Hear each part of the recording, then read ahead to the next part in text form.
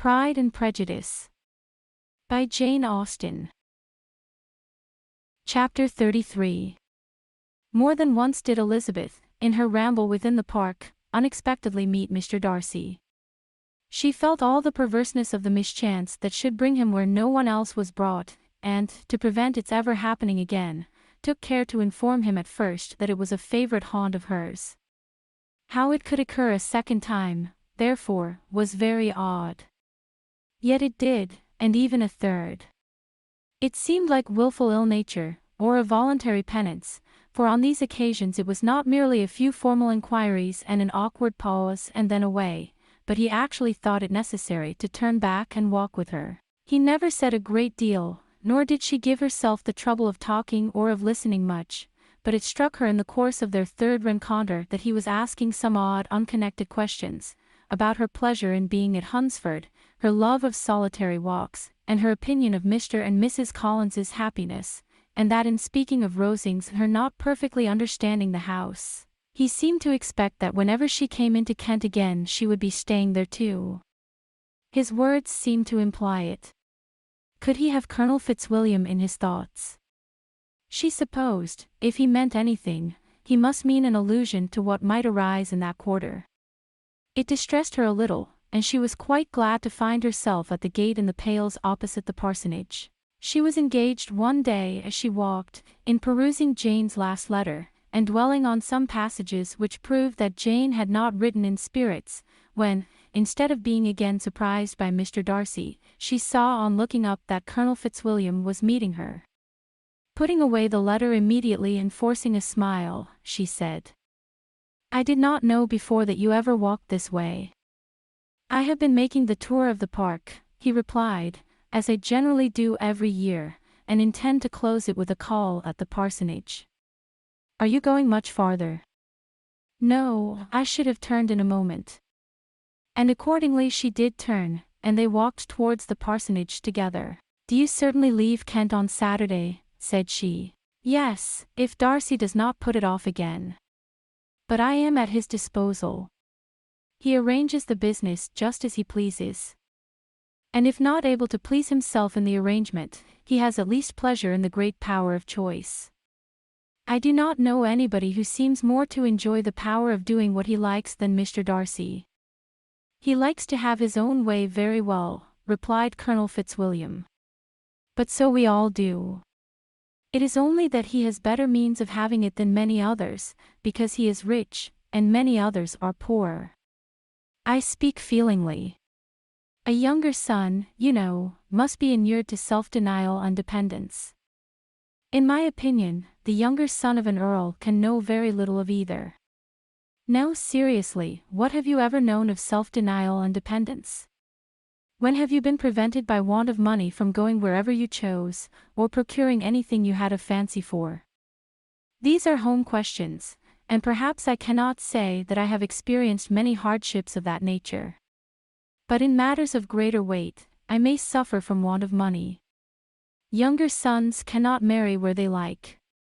Unless where they like women of fortune, which I think they very often do. Our habits of expense make us too dependent, and there are not many in my rank of life who can afford to marry without some attention to money. Is this, thought Elizabeth, meant for me? And she colored at the idea, but, recovering herself, said in a lively tone, "And pray, what is the usual price of an earl's younger son? Unless the elder brother is very sickly, I suppose you would not ask above £50,000. He answered her in the same style, and the subject dropped. To interrupt a silence which might make him fancy her affected with what had passed, she soon afterwards said, "I imagine your cousin brought you down with him chiefly for the sake of having someone at his disposal. I wonder he does not marry, to secure a lasting convenience of that kind. But, perhaps, his sister does as well for the present, and, as she is under his sole care, he may do what he likes with her." "No," said Colonel Fitzwilliam, "that is an advantage which he must divide with me. I am joined with him in the guardianship of Miss Darcy." "Are you indeed? And pray what sort of guardians do you make? Does your charge give you much trouble?"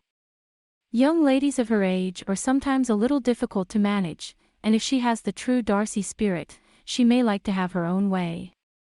As she spoke she observed him looking at her earnestly, and the manner in which he immediately asked her why she supposed Miss Darcy likely to give them any uneasiness, convinced her that she had somehow or other got pretty near the truth. She directly replied, "You need not be frightened. I never heard any harm of her, and I dare say she is one of the most tractable creatures in the world. She is a very great favourite with some ladies of my acquaintance, Mrs. Hurst and Miss Bingley.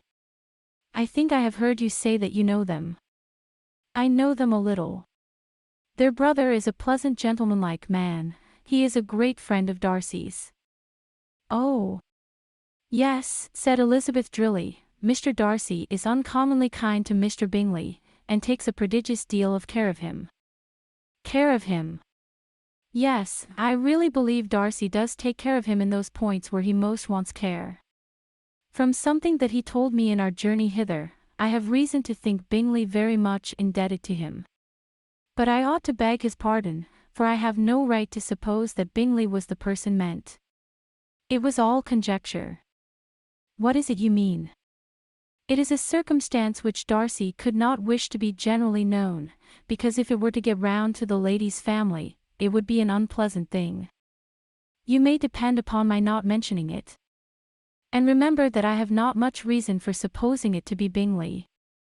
What he told me was merely this, that he congratulated himself on having lately saved a friend from the inconveniences of a most imprudent marriage, but without mentioning names or any other particulars, and I only suspected it to be Bingley from believing him the kind of young man to get into a scrape of that sort, and from knowing them to have been together the whole of last summer." "Did Mr. Darcy give you reasons for this interference?" "I understood that there were some very strong objections against the lady." "And what arts did he use to separate them?" "He did not talk to me of his own arts," said Fitzwilliam, smiling. "He only told me what I have now told you." Elizabeth made no answer, and walked on, her heart swelling with indignation. After watching her a little, Fitzwilliam asked her why she was so thoughtful. "I am thinking of what you have been telling me," said she. "Your cousin's conduct does not suit my feelings. Why was he to be the judge? You are rather disposed to call his interference officious.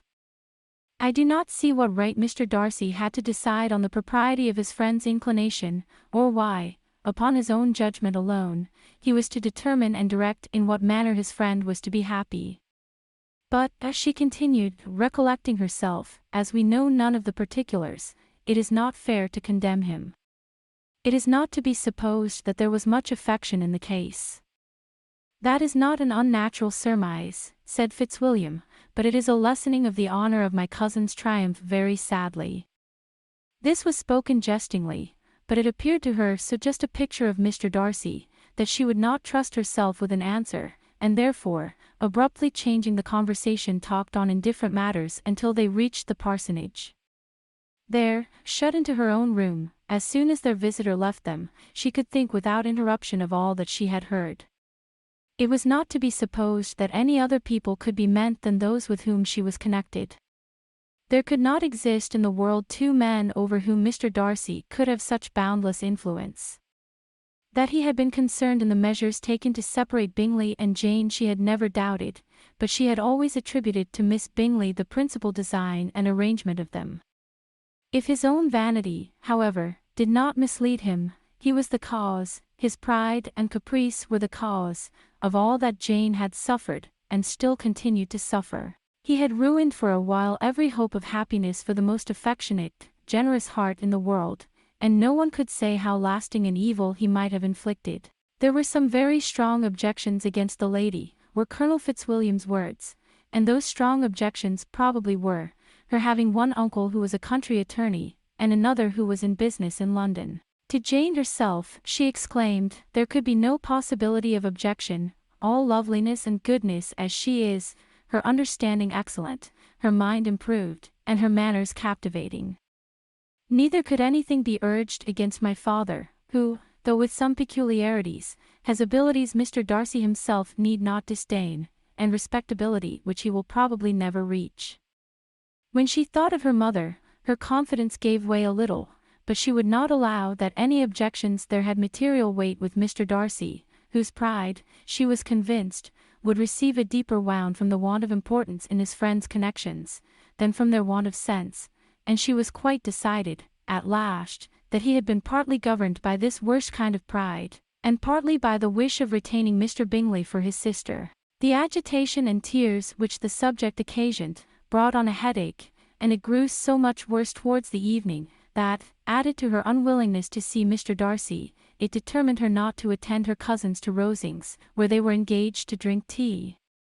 Mrs. Collins, seeing that she was really unwell, did not press her to go and as much as possible prevented her husband from pressing her, but Mr. Collins could not conceal his apprehension of Lady Catherine's being rather displeased by her staying at home.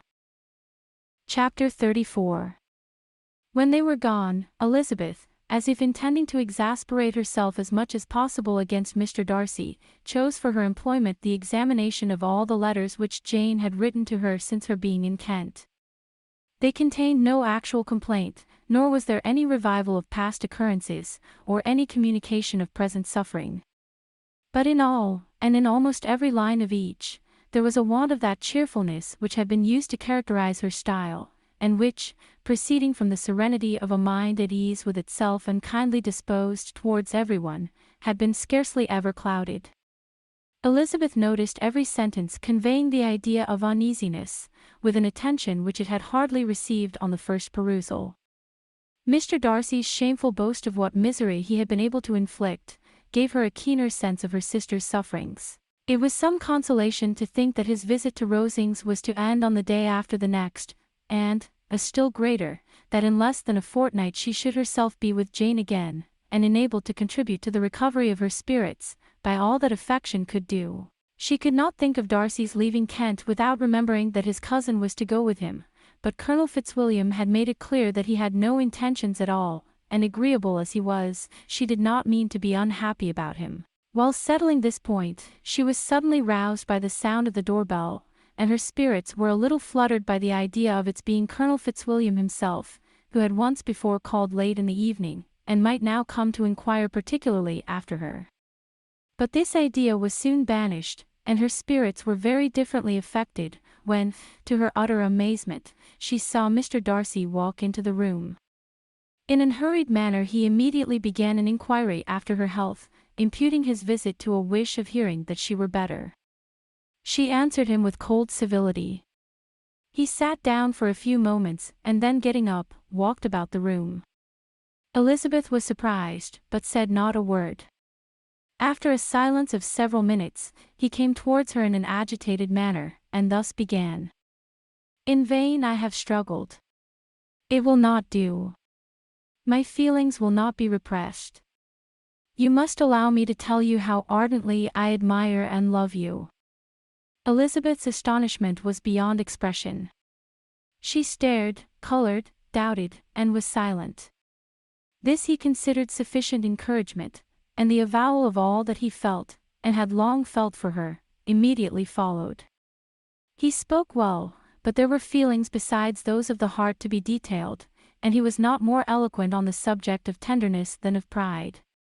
His sense of her inferiority, of its being a degradation, of the family obstacles which had always opposed to inclination, were dwelt on with a warmth which seemed due to the consequence he was wounding, but was very unlikely to recommend his suit. In spite of her deeply rooted dislike, she could not be insensible to the compliment of such a man's affection, and though her intentions did not vary for an instant, she was at first sorry for the pain he was to receive, till, roused to resentment by his subsequent language, she lost all compassion in anger.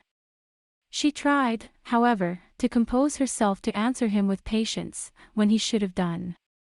He concluded with representing to her the strength of that attachment which, in spite of all his endeavors, he had found impossible to conquer, and with expressing his hope that it would now be rewarded by her acceptance of his hand. As he said this, she could easily see that he had no doubt of a favorable answer. He spoke of apprehension and anxiety, but his countenance expressed real security. Such a circumstance could only exasperate farther, and, when he ceased, the color rose into her cheeks, and she said, In such cases as this, it is, I believe, the established mode to express a sense of obligation for the sentiments avowed, however unequally they may be returned. It is natural that obligation should be felt, and if I could feel gratitude, would now thank you. But I cannot. I have never desired your good opinion, and you have certainly bestowed it most unwillingly. I am sorry to have occasioned pain to anyone. It has been most unconsciously done, however, and I hope will be of short duration. The feelings which, you tell me, have long prevented the acknowledgement of your regard, can have little difficulty in overcoming it after this explanation. Mr. Darcy, who was leaning against the mantelpiece with his eyes fixed on her face, seemed to catch her words with no less resentment than surprise. His complexion became pale with anger, and the disturbance of his mind was visible in every feature. He was struggling for the appearance of composure, and would not open his lips till he believed himself to have attained it. The pause was to Elizabeth's feelings dreadful. At length, with a voice of forced calmness, he said, "And this is all the reply which I am to have the honor of expecting. I might, perhaps, wish to be informed why, with so little endeavor at civility, I am thus rejected. But it is of small importance." "I might as well inquire," replied she, "why with so evident a desire of offending and insulting me, you chose to tell me that you liked me against your will, against your reason, and even against your character. Was not this some excuse for incivility, if I was uncivil? But I have other provocations. You know I have.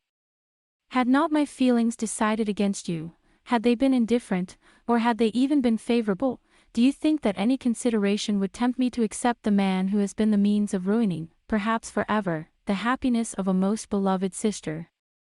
As she pronounced these words, Mr. Darcy changed color, but the emotion was short, and he listened without attempting to interrupt her while she continued.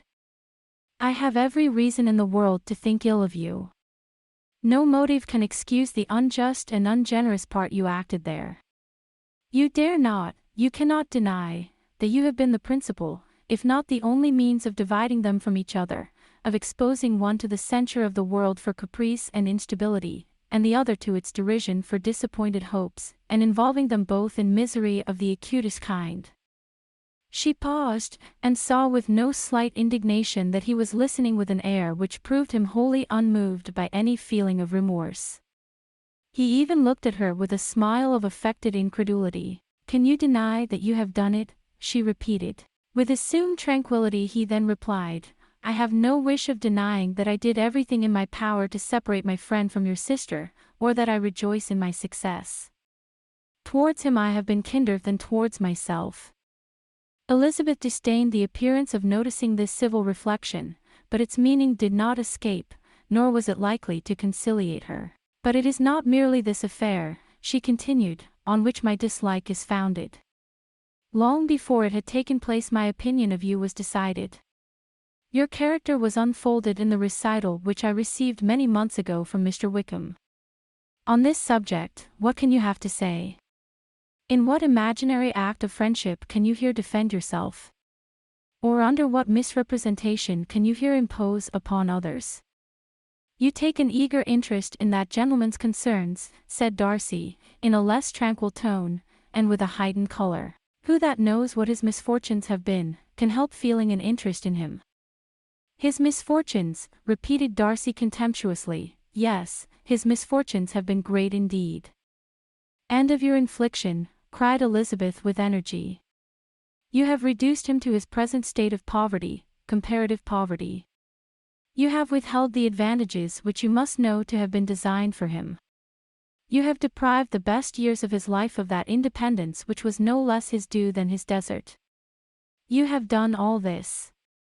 And yet you can treat the mention of his misfortune with contempt and ridicule. And this," cried Darcy, as he walked with quick steps across the room, "is your opinion of me. This is the estimation in which you hold me. I thank you for explaining it so fully. My faults, according to this calculation, are heavy indeed. But perhaps," added he, stopping in his walk, and turning towards her, "these offences might have been overlooked, had not your pride been hurt by my honest confession of the scruples that had long prevented my forming any serious design. These bitter accusations might have been suppressed, had I, with greater policy, concealed my struggles, and flattered you into the belief of my being impelled by unqualified, unalloyed inclination, by reason, by reflection, by everything. But disguise of every sort is my abhorrence. Nor am I ashamed of the feelings I related. They were natural and just. Could you expect me to rejoice in the inferiority of your connections, to congratulate myself on the hope of relations, whose condition in life is so decidedly beneath my own? Elizabeth felt herself growing more angry every moment, yet she tried to the utmost to speak with composure when she said, "You are mistaken, Mr. Darcy, if you suppose that the mode of your declaration affected me in any other way, than as it spared me the concern which I might have felt in refusing you, had you behaved in a more gentlemanlike manner." She saw him start at this, but he said nothing, and she continued, "You could not have made the offer of your hand in any possible way that would have tempted me to accept it." Again his astonishment was obvious, and he looked at her with an expression of mingled incredulity and mortification. She went on. "From the very beginning, from the first moment, I may almost say, of my acquaintance with you, your manners, impressing me with the fullest belief of your arrogance, your conceit, and your selfish disdain of the feelings of others, were such as to form the groundwork of disapprobation on which succeeding events have built so immovable a dislike, and I had not known you a month before I felt that you were the last man in the world whom I could ever be prevailed on to marry." "You have said quite enough, madam. I perfectly comprehend your feelings, and have now only to be ashamed of what my own have been. Forgive me for having taken up so much of your time, and accept my best wishes for your health and happiness." And with these words he hastily left the room, and Elizabeth heard him the next moment open the front door and quit the house. The tumult of her mind was now painfully great. She knew not how to support herself, and from actual weakness sat down and cried for half an hour. Her astonishment, as she reflected on what had passed, was increased by every review of it. That she should receive an offer of marriage from Mr. Darcy. That he should have been in love with her for so many months.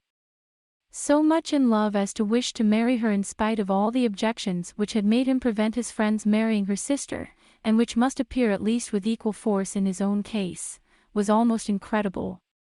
It was gratifying to have inspired unconsciously so strong an affection. But his pride, his abominable pride, his shameless avowal of what he had done with respect to Jane, his unpardonable assurance in acknowledging, though he could not justify it, and the unfeeling manner in which he had mentioned Mr. Wickham, his cruelty towards whom he had not attempted to deny, soon overcame the pity which the consideration of his attachment had for a moment excited. She continued in very agitated reflections till the sound of Lady Catherine's carriage made her feel how unequal she was to encounter Charlotte's observation, and hurried her away to her room.